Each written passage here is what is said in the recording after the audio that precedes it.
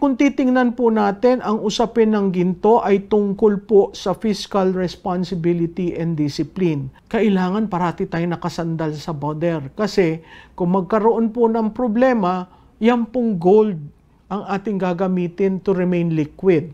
No? At yan po ay nasa central bank ng bawat mga bansa. Siya ay financial safety net na tinagurian. At yan po ay nagsusuporta sa value ng peso. Ngayon, 58 pesos na to a dollar. Hindi natin maintindihan ba't nagkaganon, no? Samantalang bumaba na siya ng 55. Ngayon po, nag-appreciate na naman siya ng 58. At yung pong ginto ay buffer against economic and financial instability. Yun nga po parati natin sinasabi, no? Financial safety net, suporta sa national currency value, at buffer against economic and financial instability.